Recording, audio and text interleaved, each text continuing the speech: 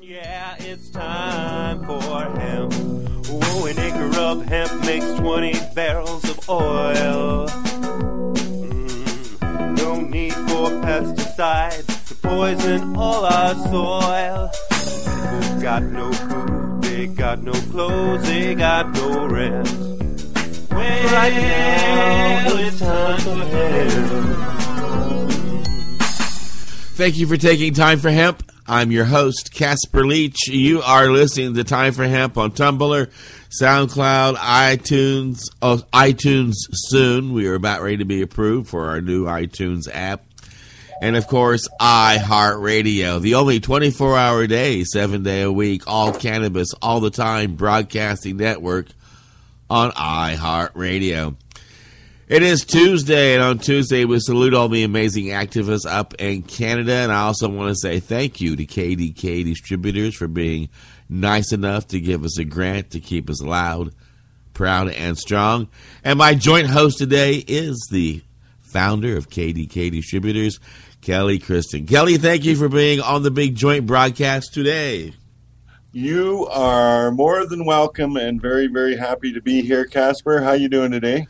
We are having lovely weather here in Oregon, and tomorrow we are having a big marijuana giveaway throughout the state because in the state of Oregon, tomorrow recreational marijuana is now legal along with medical marijuana. Yeah. And many of the medical marijuana dispensaries are giving away free marijuana to anybody who wants it. Go in and get a joint, go in and get a bud, go in and have some fun. So the whole state should be high tomorrow, just like Casper at Time for Hemp. Well, hello, Owen. How you doing today? I'm doing great, thanks, Kelly. And for those listening, Kelly just said hello to our joint guest, Owen Smith. Oh, sorry, I didn't. Did you introduce him yet? I guess we hadn't got there. Sorry, I jumped the gun. That's all right. I'll hush up and smoke my pipe while you go on with your introduction. Well, here at Time for Hemp. I was just too excited because we have, for those of you that aren't in the know, we have some really, really huge news as a decision has been made by the Supreme Court of Canada, a unanimous decision, I might add, in which there are 9 judges, and the vote was 9-0. So 100% unanimous, as it should have been, of course. And what they've done is have made it legal for medical patients to use concentrates.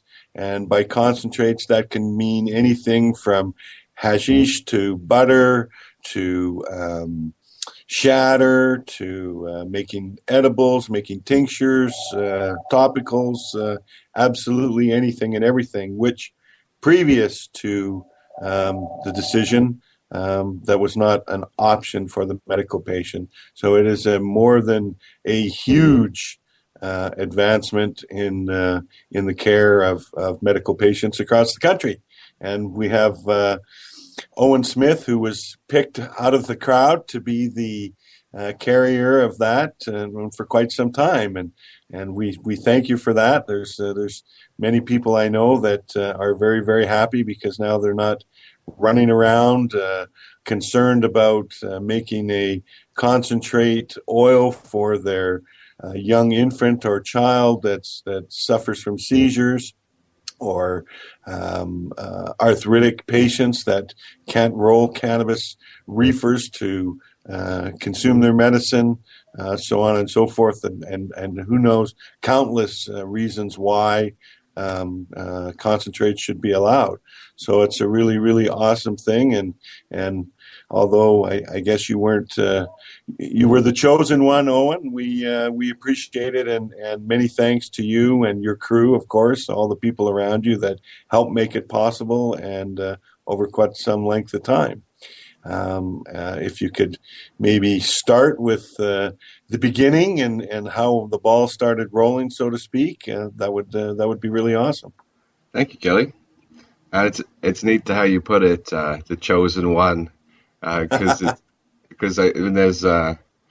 there's kind of the idea that I didn't ask to do this, and I definitely didn't ask to be arrested. It was certainly like a confluence of circumstances, a right place at the right time or wrong place at the wrong time. It turned out well in the end, so I guess right place at the right time. And being personally affected by disease in my family. My younger sister had melanoma cancer, and she died within a year of contracting the illness or being diagnosed with the illness. And she, like many others in Canada and around the world, have a gauntlet of medications put before them when they contract or have been diagnosed with a serious condition like skin cancer. And she went through the gauntlet, which includes chemotherapy and a lot of drugs to try to manage the difficulties that come with chemotherapy, as well as surgeries in order to try to remove the cancers, which caused her significant pain. And so after going through the gauntlet, and at the end, the doctors basically saying that there was nothing else that they could do for her, and that she was going to die within a certain period of time. My parents really started to look to ways to try to help where the doctor and the medical establishment couldn't. And with the medications that she had been given, the side effects included the inability to eat food and to sleep and lost bodily functions. So it became really a difficult time for my family, and especially because we weren't able to communicate with my sister. And then medical cannabis came along, and I helped to steer my family towards that. I'd suggested it before, but my family's fairly conservative in their views and wanted to go with the doctors, like I think most do in serious circumstances. But the cannabis really helped her. She got it from the Victoria Cannabis Buyers Club, which I ended up working for a few years later. And her last days were really improved. She ended up getting all her functions restored for a period of time before she really started to break down because of the cancer. And it enabled my family to go out for dinners and have really the important family time, which was essential, I think, healing for all of the family members, because it's very difficult going through one of your siblings or your son or your daughter dying from a serious illness. And so that had that big impact on me. I didn't work at the club right after that. I met Ted and Gail, who ran the Cannabis Buyers Club at the time. And I went to live on the Sunshine Coast, which is just north of Vancouver, to do some gardening and be out in nature more. And then when I came back to Victoria, I was invited to be the baker for the Victoria Cannabis Buyers Club. So knowing that my personal experience and really wanting to do a good job to help the many people at the club who were in a similar situation to my sister and my family were in, that I said, yes, of course, I'd love to help. And I took a pay cut from the gardening landscaping job. But it's more of a feel-good thing to work for one of these clubs, and you learn a lot. There's definitely a lot to be gained, even if it was close to minimum wage at the time. And so I worked there for about a year before I was arrested, about a year and a half, and I was arrested in an apartment building in downtown Victoria. And that was the bakery for the Victoria Cannabis Buyers Club. There were a couple of other bakers. I'd learned from some of them, and we had shifts. I think I did 4 days a week at the time in the bakery. But one person baking for 9 hours could take care of the needs of the club if we did that every day. And so that was my job. And one day when I was in there, also I was playing some loud music. It was about 2:30 in the afternoon, so I didn't think that would cause anyone any trouble or a problem, but apparently somebody in the building did call or complain to the building manager about the sound complaint, which brought the police. And when the police came to the door, the smell of cannabis became very apparent. The smell of the butter that was melting on the stove, of the cookies that were drying on the cookie rack, of the oils that were in the capsules that were on the table, and so the general aroma of cannabis oil. They informed me that they had to come in. I had to let them in, and so it almost seems like there's a double meaning to that. Like I would have to let them in to permit them in, but at the same time, it's like a command. You have to let me in. So it's somewhat confusing, but in any case, I did open the door and let them in and told them that it is the bakery for the Victoria Cannabis Buyers Club. At which point they went around observing all the products, and they were attempting to identify it by asking me some questions, such as, if I were to eat this cookie, would I feel really wobbly and weird this afternoon? Like, how would it make me feel? And, I'd say that those cookies aren't for you, and I can't tell you how that would make you feel because it affects everybody differently anyway. So I just say that it's kind of a generalized description of being stoned or something he was trying to say, but I just basically told him that they're for medical patients, and that exactly what I was doing. Told him about the club, just as I knew the club itself had no reason to hide, and that we would like to be fully transparent. And really, if there were to be charges laid at that time, that would be an opportunity for us to question the legitimacy of the charges. And so basically, I didn't get handcuffed. They were really nice, the two police officers. The third police officer on the scene was a police officer named David Bratzer, who, if anybody's familiar with LEAP in Canada, they've heard of David Bratzer, Law Enforcement Against Prohibition. So when I saw him, I got an additional feeling that I was in the right place, doing the right thing, and then they didn't come down hard on me as a police station. They basically just held me there for 8 hours while they tried to verify with Health Canada if I had a license or not. And Health Canada were difficult, apparently, to get hold of, is why I was in there for 8 hours.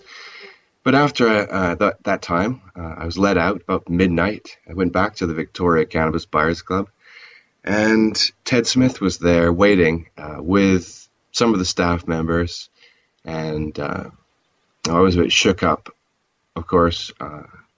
You can imagine. It was my first time I'd ever been arrested. No criminal record before that. But Ted had been arrested a lot of times. He'd been in court a lot of times, and he'd won a lot of times. So he was confident at that point that we were going to take this all the way. And I was just really happy to have the support of the club, and just to know that I was going to be backed in this, so that we could make the most of it, and at the same time that I would be well represented.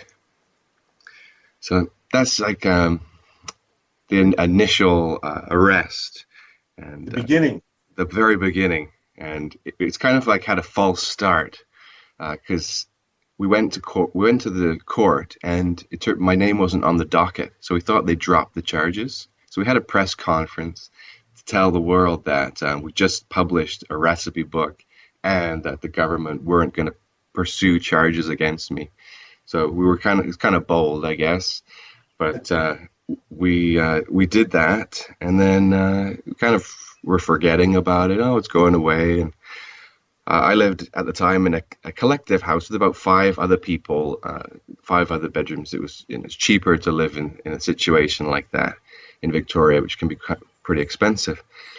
And I didn't check the mail very often, and it just happened that one of my housemates threw the mail in front of me one morning, and it was about 2 weeks old, and there were the charges. And it turned out that after all, they did want to go to court. So upon looking at the charges, a very interesting error that they made was putting the wrong person's criminal record in the back. having somebody from Ontario with significant crimes under their belt. I suppose they had confidence that they were going to win, and therefore went ahead with the charges. I did send back saying, like, that's not me, but that didn't deter them either. And we began to the long. I'm sure you're not the first one to say that wasn't me. Right, but I've got ID, so my middle name is Edward. Well, this gentleman's middle name is Anthony, so it's like that's an error on their behalf, a bureaucratic or clerical error of some kind in the paperwork, thinking I was somebody else. So we started the long road towards the court, which involves many short appearances and lots of phone calls between the judge and the lawyers, just trying to sort out what it is we're going to do, how we're going to proceed. And we decided to go with a thing called a voir dire, a trial within a trial, which is basically with the constitutional argument that challenges the legitimacy of the law. We were able to have that trial first before the trial that would see my personal involvement and my charges be seen. So the trial within a trial was set up for 2012 in February. And so we had to get patient witnesses together. We had to get expert witnesses together and prepare our arguments for the 4 weeks that were scheduled. So we imagined that the government would also have expert witnesses, and that it would be quite a battle that we'd have on our hands. So we took a lot to get prepared and make sure that we were ready for them. But when we actually began the trial, one of the first things that happened was the police expert witness who came. He had estimated that what I had on me were many hundreds of thousands of dollars worth of hash oil, so like a honey oil or a concentrated oil, something which is reduced with a solvent. When what I actually had was diluted oils, so that's like olive oil that you dip the cannabis in and heat it up, and then you strain the cannabis out. So you basically have an infused oil, but it's not the value of a hash oil or a honey oil, which they would value about $10 a gram on the street on Vancouver Island or something.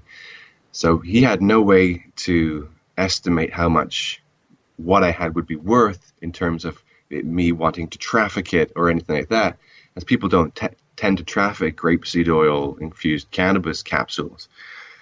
So he basically turned around and went home or back to his regular job or whatever, and didn't offer any evidence, a testimony, because he just really had nothing to say. Really didn't know what we were doing.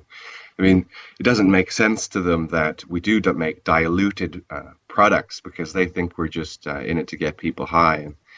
And why would somebody want to eat all that oil, all that vegetable oil alongside their medicine? They certainly can't smoke that stuff. So I think the police on a few occasions they kind of fumbled this ball, and maybe helped it to roll along.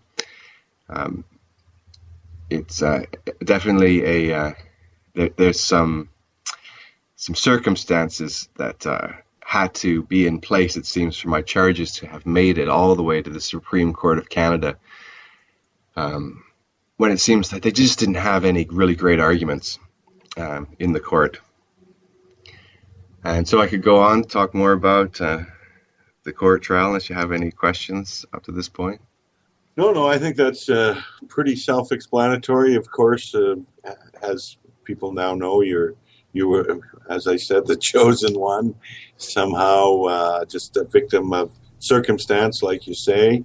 And of course, now that the decision is through, it's all turned out to be pretty awesome. But I'm sure over 5 years, certainly your first trip down with the Boys in Blue was little bit of an experience for you, and I'm sure it carried throughout 5 years a little concern as to what may or may not be the outcome. Of course, it's the logical decision for anybody that's like yourself involved with medical cannabis in any way, but to the masses or to the general public, they may not know the value of concentrates and that kind of stuff, and so getting it out, running it through the court system over what I believe was roughly about a 5-year period.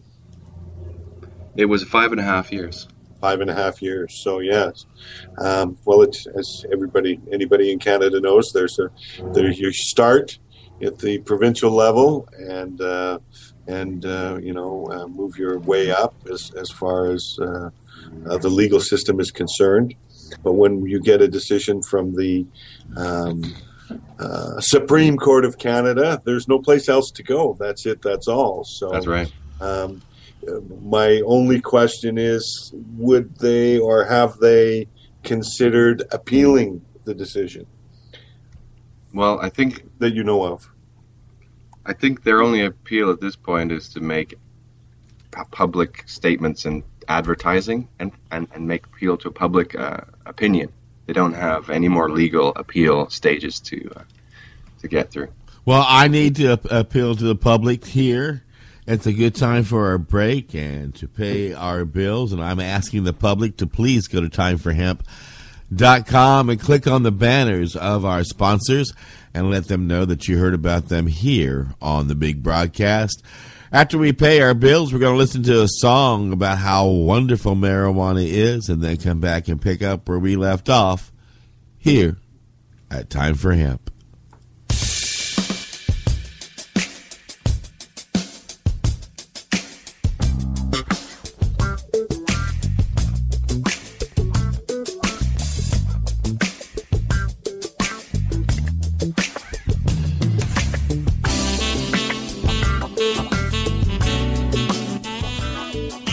Listening to the Time for Hemp Global Broadcasting Network.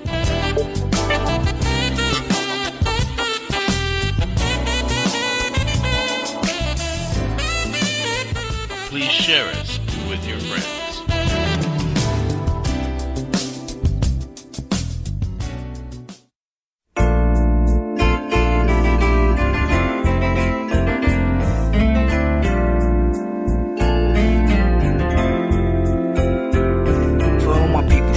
Just cut a swish and roll it. I bet you that'll ease your pain and help it be focused. For all my people losing hope, they need to stand up and vote. Cause medical marijuana just might be that rope that we can climb up so we can reach our peak. Cause on the real, marijuana help our peeps eat. Like people with AIDS, cancer, and eating disorders. It's time to take a stand, dog, and get it in order so we can smoke freely like across the border. Marijuana, it helps people just like water. What's the problem?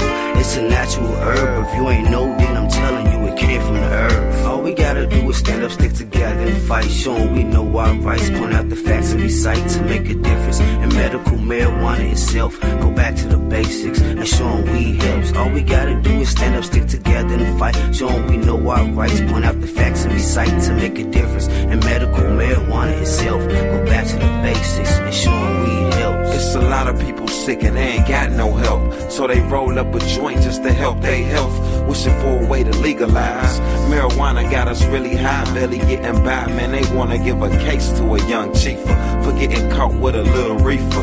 Medicinal marijuana, yeah, my people need it, and we gon' fight for the cause. We tired of hiding weed in our socks and our drawers. This what God grew for me and you. Stick together, we can make it through. Dreams really come true, and it's a fact that we need that.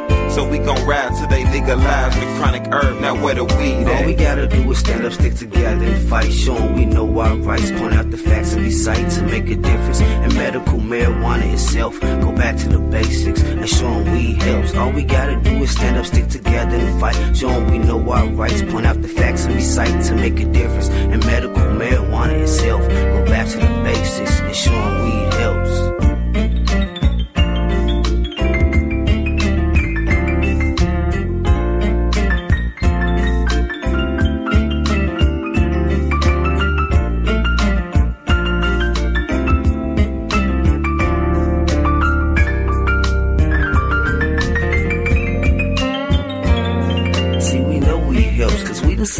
ourselves. So if we know the value, why we keep it to ourselves? When we can save another life and show them the method, tell them to legalize it, dog. It's not a weapon. The only thing is helping is marching and stepping. Stand up, protesting, so they stop neglecting the truth.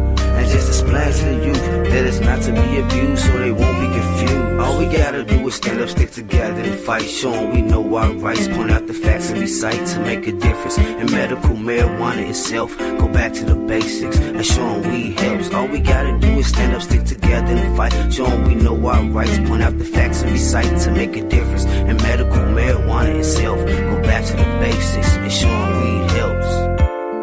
Yeah, this song is dedicated to all the med patients, all the people that need their weed to make it through their everyday life.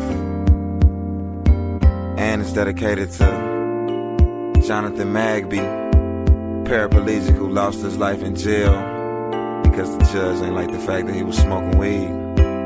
Rest in peace, Jonathan. It's from the individuals. Much love.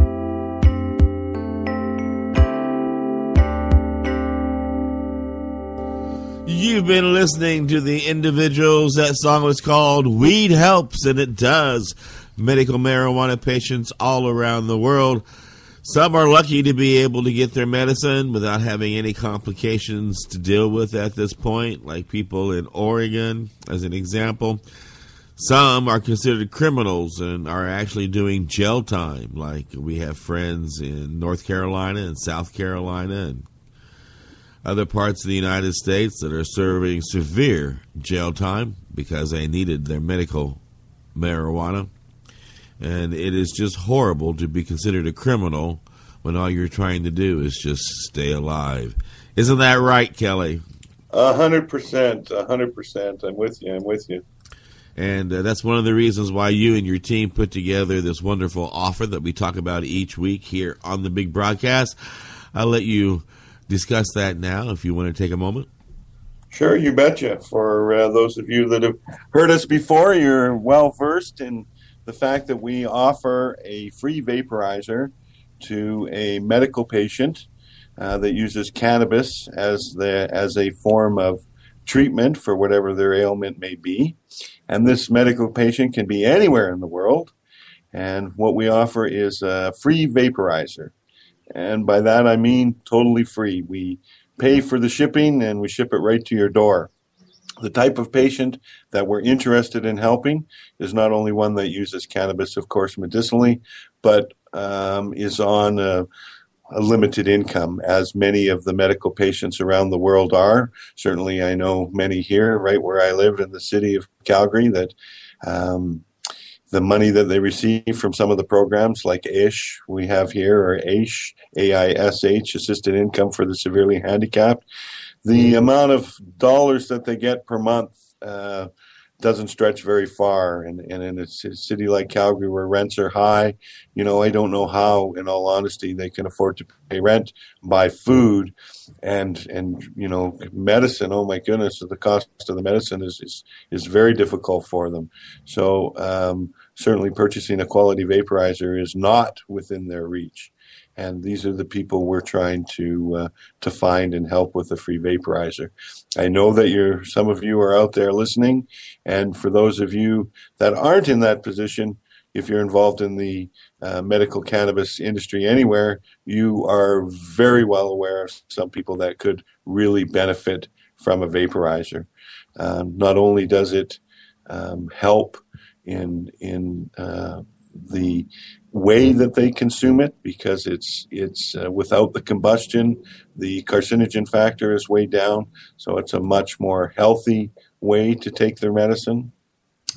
And because they are very, very efficient, they actually will be using less cannabis because they are more efficient without combustion. So it is a huge bonus for people on a limited income because it's going to help them save money, be easier on their lungs. So it's a win-win all the way around. It's super, super simple to participate. All you have to do is send me an email to Kelly, Kelly, at kdkwholesale.ca. Tell us a little bit about yourself, and of course, contact information and so on and so forth, and we put your name in the hat, so to speak, and we draw one every month, and we certainly love to give them away because we know how much the medical patients love the vaporizer once they get it. So I hope to hear from as many of you as possible, because it's a great program, and we would like to see you participate. And on behalf of the medical marijuana movement, Kelly, thank you very much. It's very gracious of you to do that. And you've been doing it for quite some time, and you've been supporting a lot of other areas of the hemp and marijuana movement for a long time. And because of you, this movement has gone forward, and many people are now able to take their medical marijuana in a more healthy manner. With that said, I'm going to pass this joint conversation back to you and our joint guest here on the Big Joint Broadcast. Don't forget, anytime you hear the word joint on the Big Joint Broadcast, nearly 2.5 million people all around the world pack their bongs, their pipes, their vaporizers, and twist up a joint and jointly take time for hemp. So I'm going to hit my joint here in the joint, let you guys have your joint chat. You bet. Obviously, we covered the initial beginning of what went on with Owen, and now that the decision is through, we've seen we're going to see a lot more of that type of product available to the medical patient. And maybe, Owen, you could fill us in a little bit on some of the things you do with the baking and making butter, and obviously some of the infused olive oil and that kind of stuff. Maybe you could give us a little background on that kind of stuff. Sure. There's many different products that are offered at the Victoria Cannabis Bars Club. The topical products like massage oils and creams, as well as various edible products of different strengths. So you've got 9 different kinds of capsules, oil-infused capsules, starting from a low dose and up to a high dose, and with capsules which are low dose and high and have more CBD, and ones which have more THC as well. So there's 9 on the spectrum between CBD, THC, low and high dose, which gives the patients, when they're getting to know it, like a way to really graduate to a happy dose, something which allows them to build their tolerance and avoid some of the unwanted effects that can come from the first few times you use cannabis, particularly the first time people eat cannabis. There can be some unwanted effects if they don't be careful how much they eat, and that's actually really common. So once we've got the patients exploring low doses, they could also explore applications which suit their condition better. So like I said, massage oils for skin conditions, but then there's lozenges for problems in the mouth, and also suppositories is another way to take the medicine, and that can be really beneficial for people for a bunch of reasons. And some people find that it actually is more effective than eating it, and has less psychoactive effects. And I think that has something to do with what happens in your guts when you eat it and how it's metabolized. But having these different options available lets the patients explore what could work best for them beyond just inhaling cannabis. And by the way, I want to say that I think your offer for the vaporizer is awesome, and I'm so happy that that you're doing that for people, because vaporizers are a bit expensive. They can be beyond the reach of some, and that's definitely a help, because people needn't smoke. They could vaporize to get the benefits of inhalation, which you could also get at the Victoria Club through concentrates, so like dry sift hash, which is just the bud shaken through a screen. So it keeps all the green matter out, and you just get the trichome heads in a little pile of amberish white powder.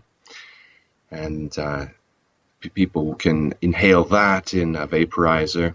Or there's also things like wax and shatter, which are two kinds of concentrated cannabis, which is run through, they use a solvent and is run through a vacuum purge system to remove the solvent after it's been used to basically break down and homogenize all the cannabinoids into a concentrated goo.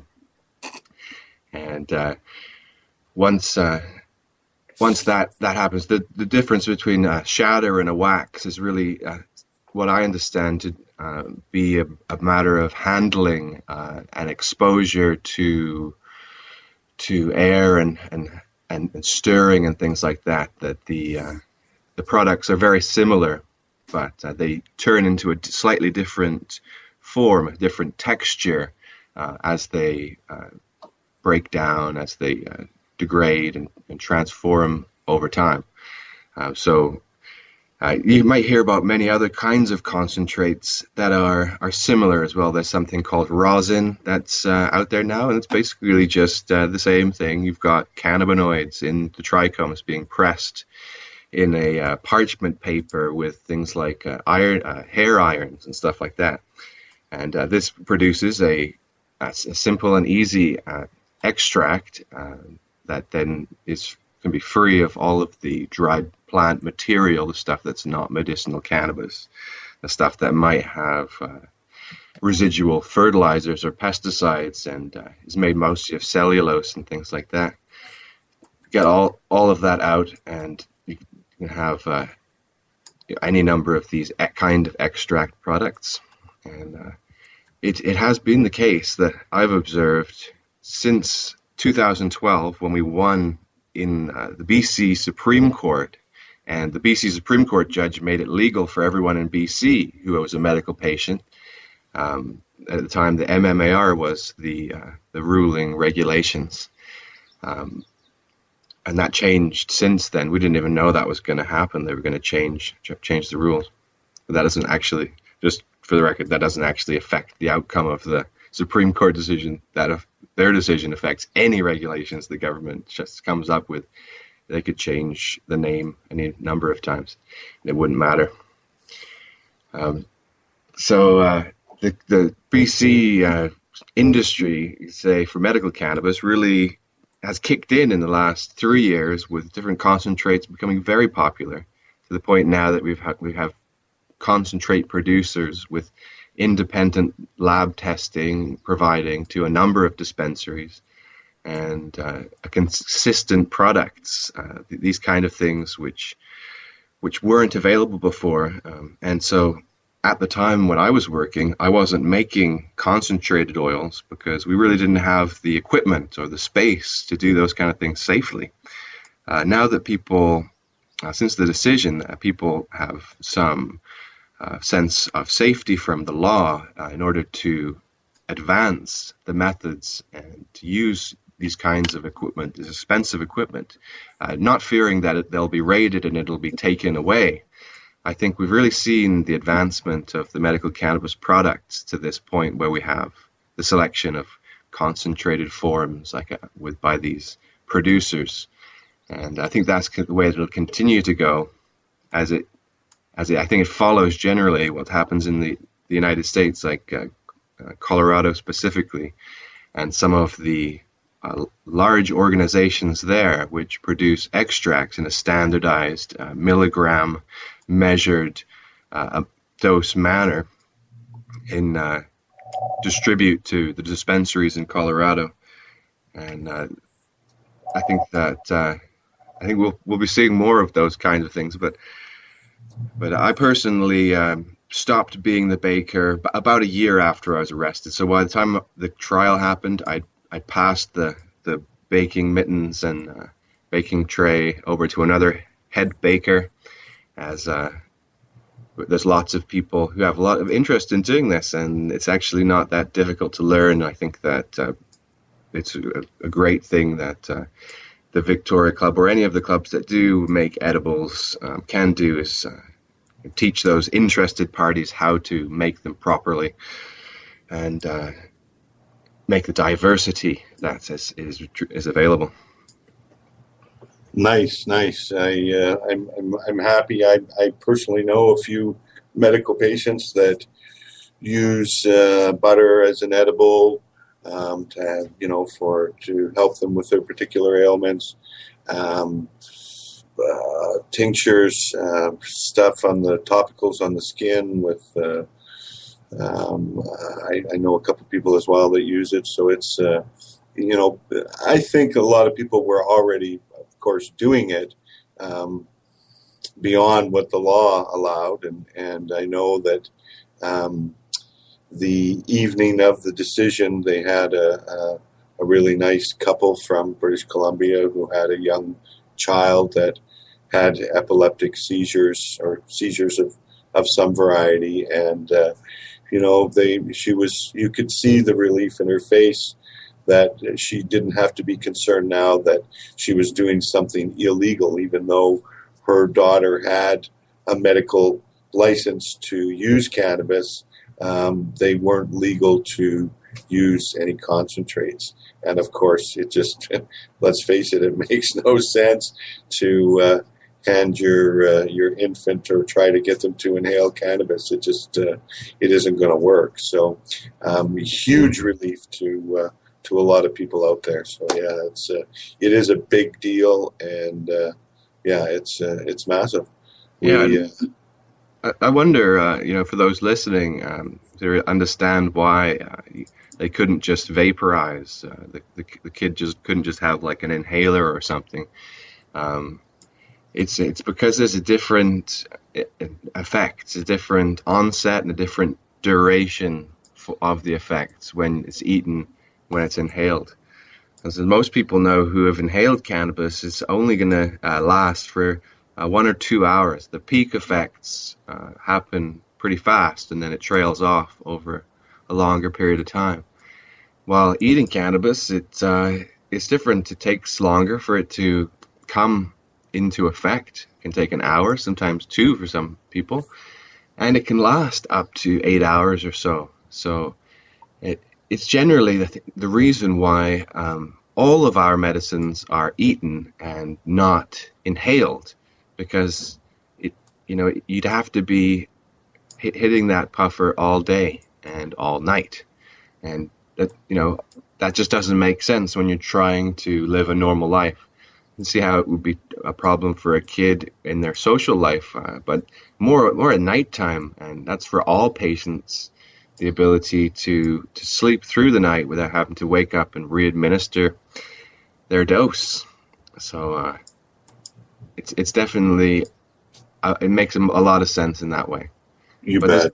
There's also another nuance to the decision, to the arguments that we had in terms of giving patients access to these extract products, the kinds that are used by the kids, the concentrated forms.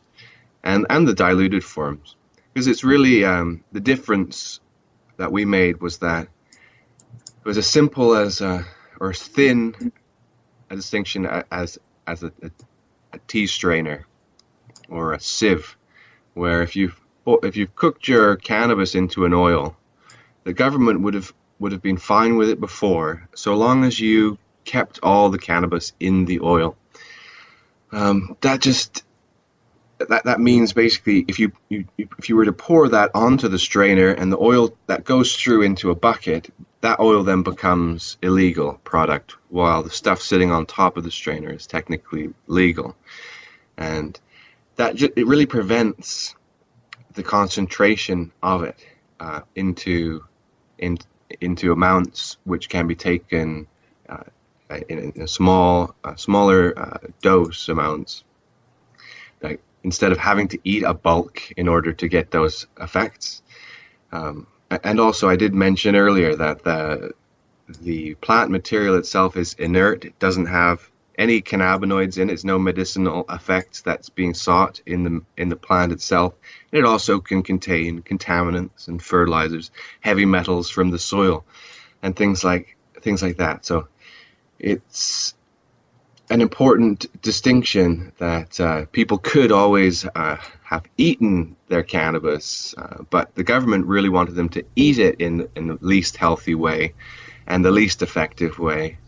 And we really had to make that distinction apparent, and that basically it just takes all of the good stuff and makes it available to people like these kids who need it, and all medical patients, without having to consume the rest of the plant, which really doesn't make a lot of sense. Well, one thing I've got to consume is a little time here to pay our bills, and then we'll come back and pick up where we left off here at Time for Hemp.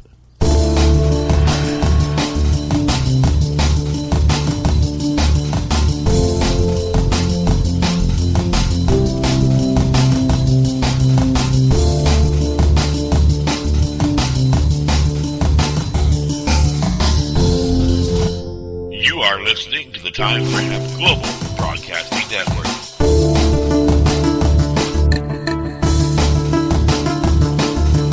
The only broadcasting network dedicated to ending the global war on drugs on iHeartRadio.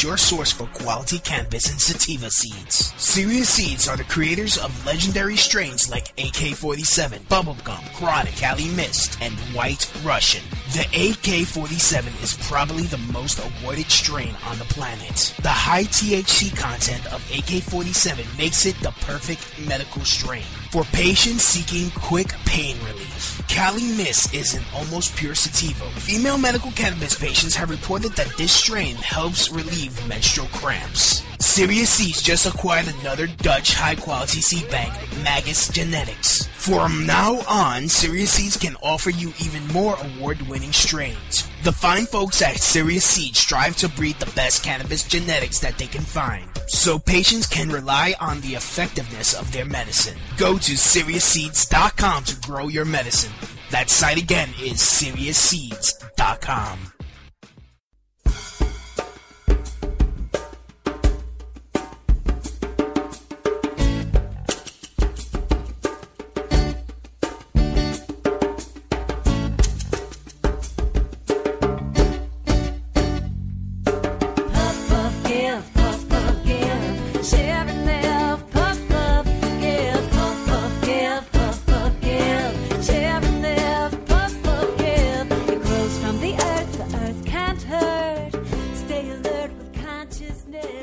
Yes, stay alert with consciousness. That's all we ask. Be responsible.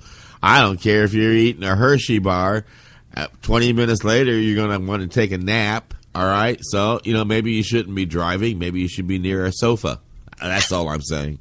Anyway, I don't want to get on to pontificating when we got such two great people on the show who are talking about such an important situation. So I'm going to hush my mouth to get back to my joint on the joint broadcast and send this joint chat back to my joint friends here at Time for Hemp. Kelly? Owen? Excellent. Well, it's been a great conversation. I've certainly learned an awful lot. And again, I want to say thank you for putting up with the giving the 5.5 years of your life, and to be under charges, of course, and obviously there was some type of a legal team behind you, and I know that Ted and Gail, no doubt, were influence and a big help, and I'm sure there were others. It's not just a one-man show, as we all know, and you obviously had to do something to be successful. Maybe you could give a kudos or a thanks to those that had also helped you along the way. Yeah, it was really the Victoria Cannabis Buyers Club that was the center of it. Ted, at the time, was my boss, so he admitted that on the stand. And Ted's partner Gail, she testified on the stand. She really taught me how to make the medicines at first as well. So, and a lot of the recipes are hers. She put a lot of work into it, and so definitely a lot of love to Gail and Ted and Kirk Tusaw, who is one of the top cannabis lawyers in Canada, and he just recently moved to Vancouver Island just in time to help us out, and he's been incredible. He's so well spoken. He really believes in what he's doing, and we're really lucky to have Kirk Tusaw and inspiring others potentially to do this kind of work for the people like me and the many others who could still potentially be charged under different kinds of unjust laws. All this work that we've done has really strucken out some of the bad laws, but there's still no replacement. The government hasn't responded to make a new law, so we're basically just in absence of a law governing the trafficking and possession of the cannabis extracts, and that's an interesting situation. But I think everyone would feel a bit more secure if there was actual legal situation and there was no question around it, that nobody could get dragged into a court somewhere around Canada and have to represent our arguments. But if they do, then our arguments are there, and having the Supreme Court of Canada rule on them makes it very unlikely that a lower court is going to go against that ruling. So it's been amazing, because no other medical cannabis case has gone this far and seems to have struck right at one of the chords of the government's regulations, and it's made more free for patients to involve themselves in this. But the Victoria Cannabis Buyers Club is over 3,000 members. A lot of them are my friends, and they've been there the whole time, really supporting alongside. We've had many press conferences at the Victoria Cannabis Buyers Club, and many of them have been on the news and talking about their condition. And to Gina Herman and Ruth and Sandra, who testified from the membership about how they use cannabis and how it helped change their lives for the better. So infinitely grateful for them. When people tell me that I'm a hero or something for doing this, I tell them that the patient witnesses are my heroes, because if it wasn't for them, then I would not have been able to. If it wasn't for their courage coming up basically and telling the court that they were breaking the law, that I wouldn't have anything to say about what I was doing. But the team effort of the Victoria Cannabis Buyers Club, that's what it was. Well, I'd like to say that it would have been spectacular had the current Minister of Health, Rona Ambrose, had attended or maybe got to view by video the proceedings, and maybe she wouldn't have come out and said that she was appalled at the fact that the Supreme Court of Canada unanimously give the go-ahead to concentrates, and maybe she would have a better understanding, because as far as I know, she's the only one to be appalled or offended that I'm aware. Well, if she wants to watch the proceedings, she can go to the Cannabis Digest YouTube page, where we've got the full proceedings, so she can just see how terrible her arguments look in front of judges instead of the media. Mm-hmm. Well, I think she's obviously a Conservative Party member, and as we know, they have been steadfastly trying to undermine anywhere and everywhere they can the medical cannabis program, cannabis in general, increasing the giving mandatory minimums on a lowly amount of 6 plants as a minimum of 6 months in jail is absurd. And obviously going the wrong direction. And the Supreme Court of Canada, thank God that we have such a facility that we can run things through logically and present both sides, and in front of what we have to consider our 9 fairly superior minds, and they all came to the same decision. So I think it's I don't think the government wants to go any further anywhere. I believe it's the beginning of the end of the conservative way of thinking on cannabis, and they've been fighting it tooth and nail. And I think they're going to find out this fall, when we all like to vote. As we all know, voting is ABC, anything but conservative. And if we can get out there and make that happen, Canada is going to become a better place again. That's right. After what we saw in Alberta recently with NDP government taking over, seems that anything could happen. Well, you've got to know the Conservatives, even though they sloughed it off on the national level that it wasn't going to affect them, they know for sure this is conservative country, has been for almost my entire life. Certainly my entire voting life has been 100% conservative control and power, and they lost it here. It's their complete stranglehold. So they certainly should be shaking in their boots and right to the core, thinking about what's going to happen in the next election. I think that there is, not only is there change in Alberta after 44 years of dictatorship, I think the people of Canada will speak. I think we're going to see a very, very different government come the end of this year. I sure hope so. I'm hopeful, and the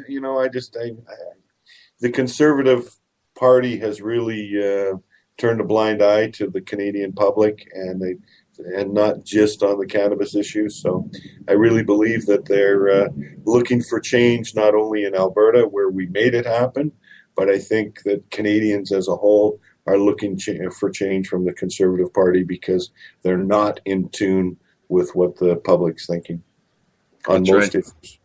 I think the Supreme Court medical cannabis extract case really helped to highlight that.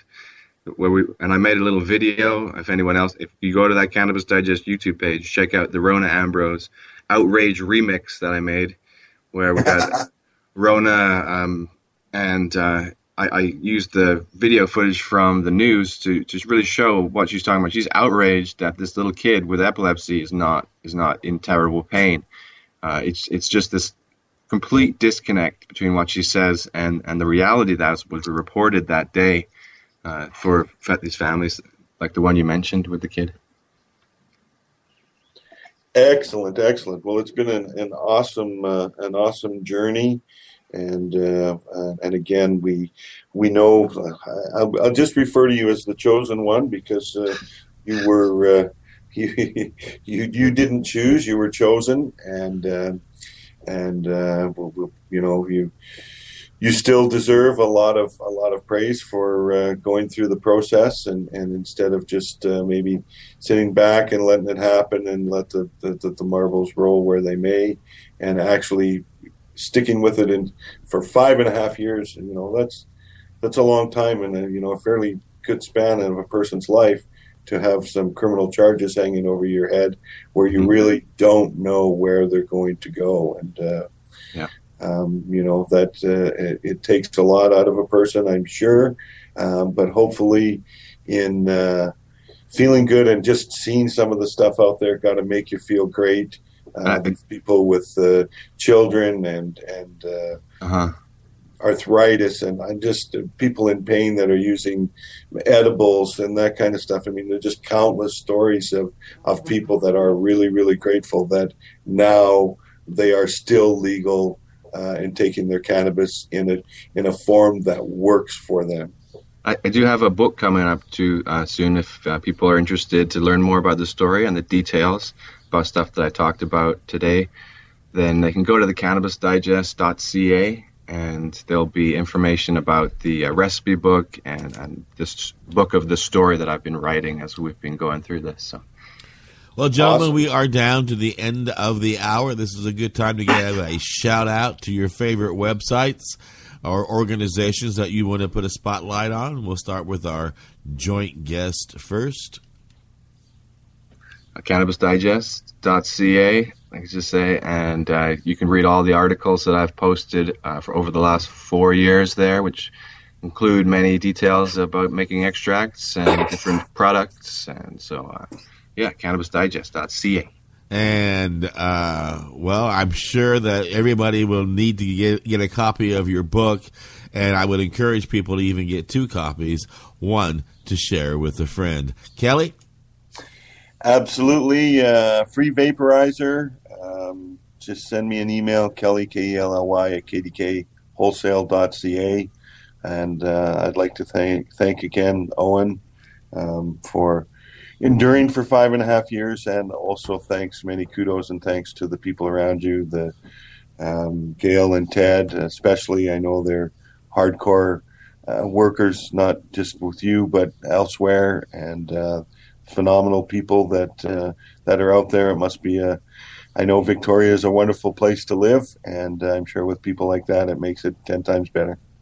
And I want to remind people that we are not just a 1-hour broadcast, but we are a broadcasting team, broadcasting 24 hours a day, 7 days a week. We've got a Google Plus app that you can download into your Android phones.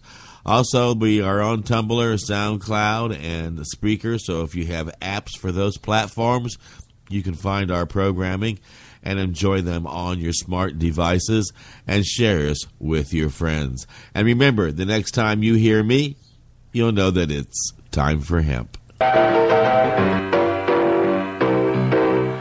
at all that money, yeah, the money that they spent. Take another look and spend some time for